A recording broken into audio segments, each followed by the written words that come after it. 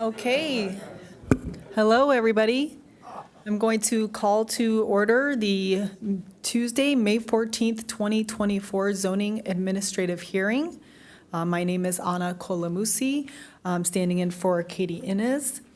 And we are going to go ahead and start with the call to order, which I did, and then the Pledge of Allegiance. So if you can join me, please. I pledge allegiance to the flag of the United States of America and to the republic for which it stands, one nation, under God, indivisible, with liberty and justice for all. Thank you so much. Okay. Next item is oral communications. Do we have any oral communications? No, we do not. Thank you. So then we will move right along to the regular agenda.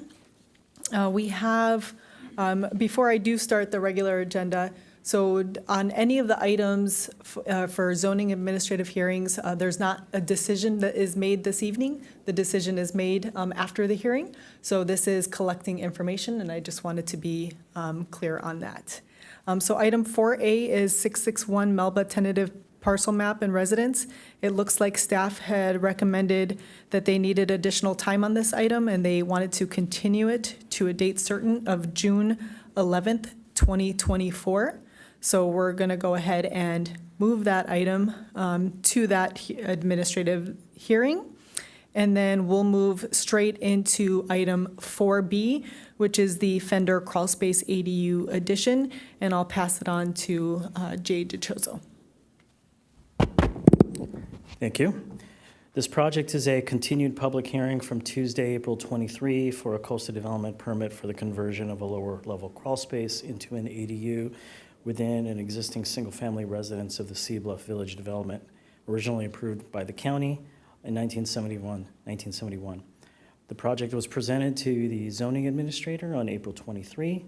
The zoning administrator received a staff report, staff presentation, and heard the applicant for the project. The zoning administrator requested an updated geotechnical report to be submitted, continued the project to today's certain date of Tuesday, May 14, and closed public comment. An updated geotechnical report was received on April 25 per the request made, and the city's third-party geotechnical professional accepted the updated report. I would like to state for the public record, for the zoning administrator, that there were statements made that public comments were not included into the public record, which are now being summarized and responded to be part of the public record. In summary, staff received the public comments, and they are now included part of the public record, and they'll be considered in the decision-making of this permit. Under state law, the city is required to review and approve ADUs in compliance with the local coastal program. ADUs may be rented or owner-occupied. And lastly, with a coastal development permit, ADUs can be converted from non-habitable space, such as a crawl space, pursuant to Encinitas Municipal Code Section 3048.040T21, which mirrors State Government Code Section 65852.2 for accessory dwelling units. This concludes my staff report. Okay, thank you for addressing those public comments. I appreciate that. Next, I'm going to see, would the applicant wish to speak? We don't really need to say anything other than, this is Diane Laniger on behalf of the applicant, Robbie Fender. We did have John Franklin from Geosoils. He did submit a letter in response to two of the public comment letters that I received today via JJO. So basically, he addressed some of the concerns that they had expressed regarding bluff stability. So Okay. And were those looked at by our third-party geotechnical staff then, Jay? Jim is reviewing it again. Oh, go ahead. Take a look. Sorry. John Franklin. And who are you? I'm a principal geologist at Geos. So nothing is getting into the record if it's not spoken into here. So Diane, do you mind just stating his name and his title or if you can come up here and speak, that would be wonderful, just to state your name. And I'm your- going to ask John to come in and speak and summarize what he wrote. Thank you so much. I mean, we just received the 2 public comment letters today as well, so that's what we respond to it today. Good evening. My name is John Franklin. I'm the principal geologist at Geosoils in Carlsbad. And in response to some comments on slope stability, I provided a letter early this evening. Owing to the site's distance from the bluff edge, there's not going to be any significant effect on the stability or the performance of the slope. And secondly, since it has failed the bluff face has failed about 2 or 3 years ago, it's actually as stable or more stable than surrounding areas that have not failed. So that's in contrast to assuming that it's less stable. Okay, That's basically it. thank you so much. Okay, so anything else from the applicant's team?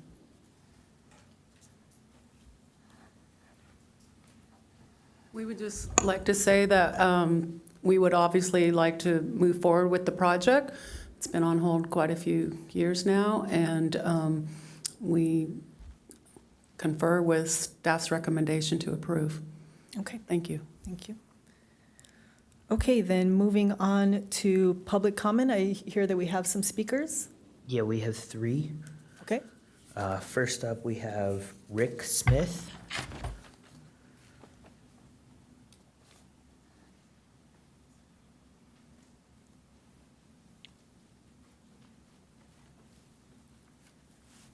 Good evening. My name's Rick Smith. My wife Kristen and I have owned property in Sea Bluff for over 20 years. Full disclosure, I am a member of the HOA board, but today I'm addressing the city as a property owner, and my comments and opinions are not intended to represent the HOA board of directors. To date, the HOA has not received a request from the 1704 owners for this project, and the board will review it at the time that it is submitted to us. Kristen and I strongly oppose this request due to both the excavation required and the additional routine pedestrian traffic that it's going to bring to the west side. From what I've seen in the package, it's essentially the same plan that the 1704 owners brought to the HOA in about 2018. The HOA board denied the request to build out at that time due to the required excavation of the property. What's happened between 2018, when the owners of 1704 last applied, and now? First, obviously ADUs have gained popularity and are viewed as rubber stamp approvals by the government bodies. The owners of 1704 have taken advantage of this opportunity and added ADU to the previous project's name and resubmitted to the city. A second very significant event happened in August 2019 when the bluff sloughing occurred roughly 100 feet north of 1704 Tattenham. Sadly, this untimely bluff slough resulted in 3 deaths. In August 2020, a lawsuit was filed against Sea Bluff HOA, the city, and others. To my knowledge, that lawsuit remains open. As a result of the lawsuit, the Sea Bluff HOA's insurance carrier issued a non-renewal notice pretty much immediately. The HOA is forced into the surplus insurance market, which has resulted in limited dollars of coverage that we could get, as well as dramatically higher increase in the cost of the insurance. And now the owner's back again, working through the system. I think risk management departments for both the city and the state should weigh in on this, taking into account the knowledge gained over the past 4 years of litigation. And personally, I've reflected more than once and kind of wondered what the impact on the current litigation would have been had the HOA not denied this project in 2018. What additional exposure would have resulted for the city and the state and the HOA? Well, we'll never have the answer to that. Okay, so in my opinion, the risk isn't worth it for 244 square foot ADU. Thank you. Thank you so much.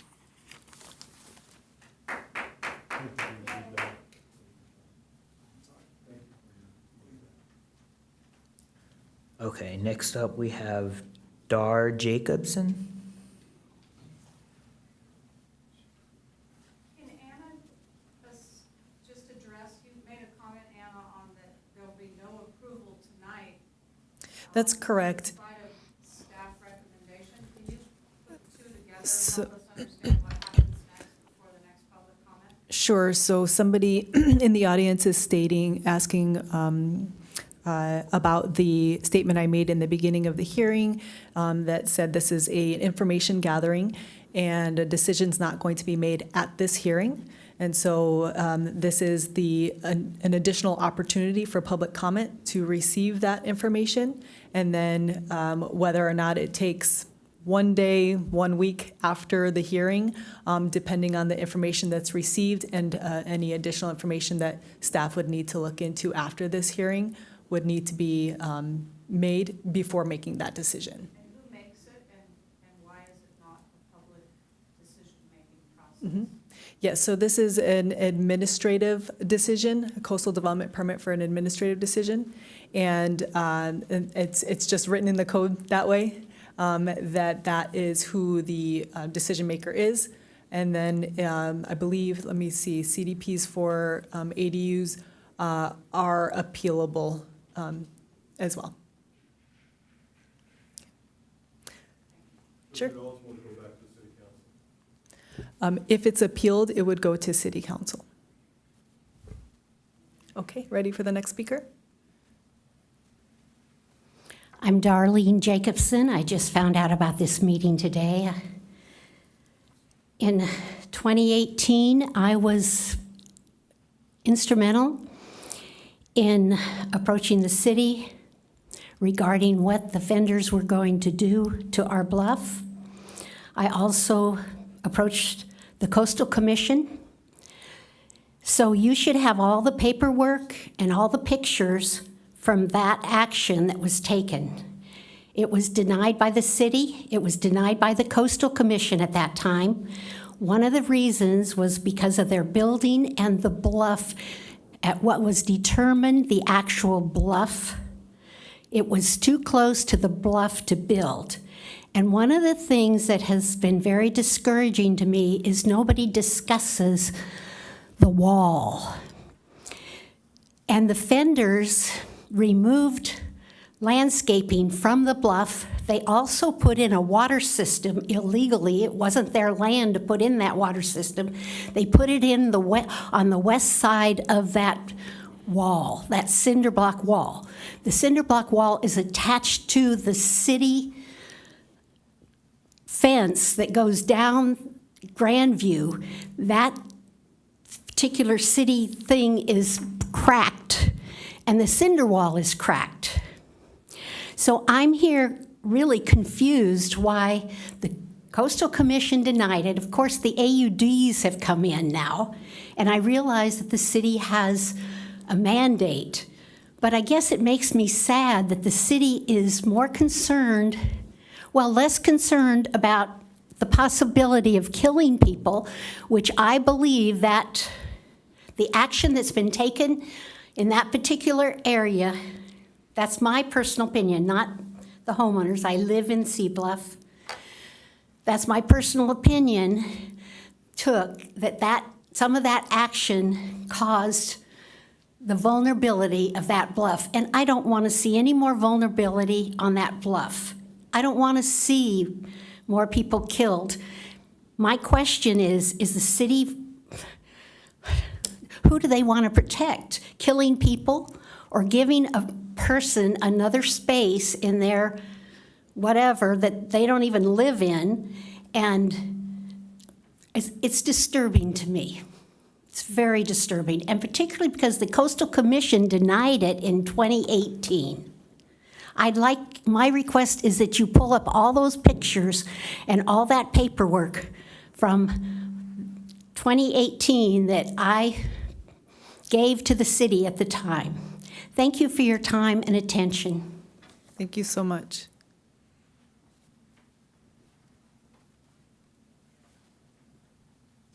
Okay, next up, we have Elena Thompson.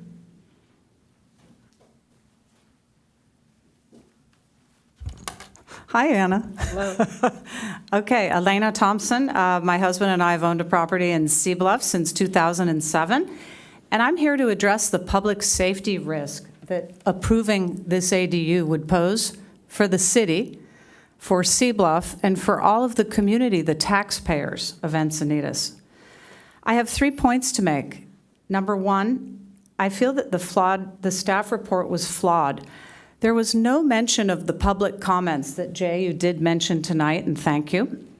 There was no mention of the Bluff lawsuit. This was a huge lawsuit that involved the death of multiple people, and the city has been in a legal challenge with for the last 6 years.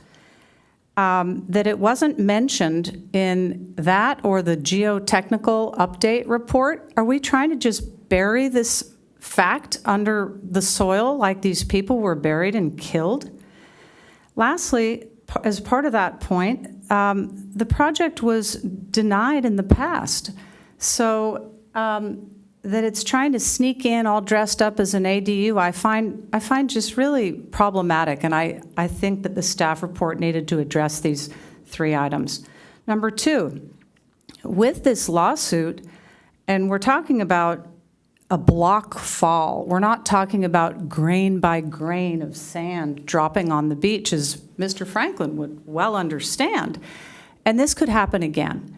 And, so the uncanniness and paradox, quite frankly, of even considering approving a project that the city is in a lawsuit over and the state in a lawsuit over, this is a technicality that it has to be stopped in its tracks right now. It's just murderous, and the city would have more liability and frankly, blood on your hands if another piece of the bluff were to fall. So, I mean, if that alone is the reason to stop this thing, you really must postpone it, or it will be appealed. And my final point, number 3, is that there's no case law showing that ADUs can go in crawl spaces. I have checked with the California Association of Realtor. I've looked into the legality of all of this. You may feel that you have to succumb to state law and the pressures that that poses on the city, and I understand you feel that way, but this is a loophole that is being used to try to shoehorn this approval in that was disapproved in the past. It's a loophole to try to fast-track the approval.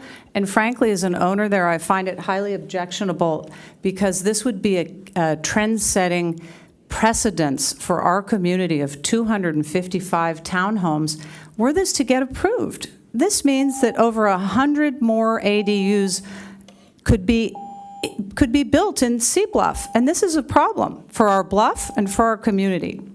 There's other places for this. So thank you for your time, and thank the other side. I mean, I don't really thank you, but you're my friends and business partners, and you know this is wrong, and you're being paid to do this. And Thank you so much, Elena. Thank you. I understand that. Okay. I'm working for free on this. Any more speakers? No, that was it. Okay. Would the applicant wish to respond to any of the comments? Please go ahead and come up to the, Oh, can I get my pen? I'm not going to knock you down, Craig. That's all right. I knew it was yours. I have pencils.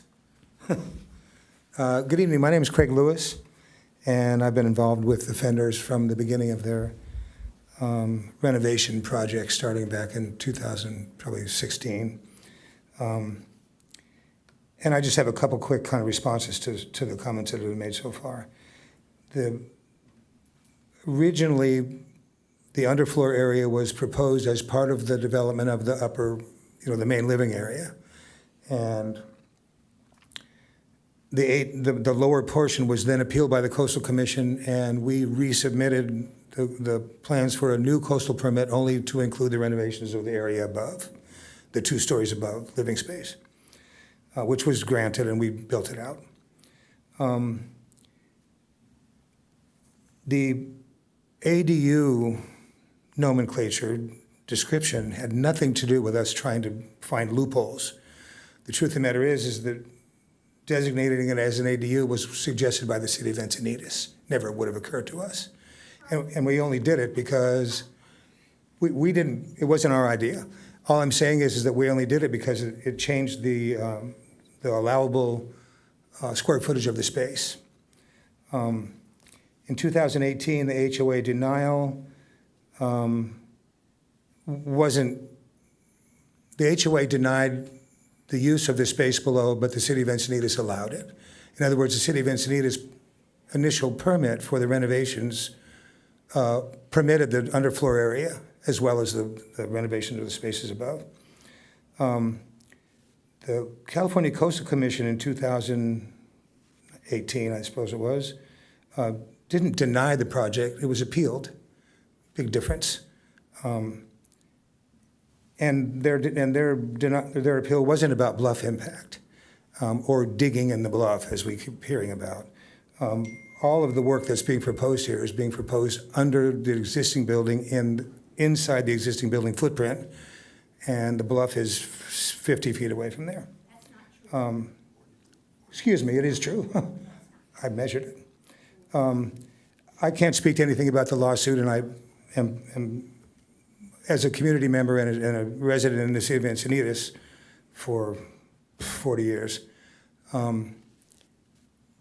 That tragedy was not something that reflects on all of us. None of us could do anything about it at this point.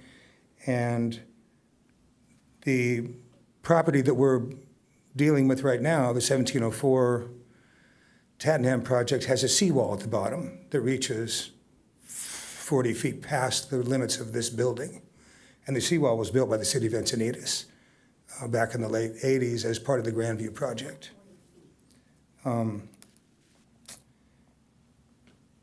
And I think that's really all the details. Okay. Thank you very much. Does staff have anything in response to any of the public comments? No, I do not. Okay.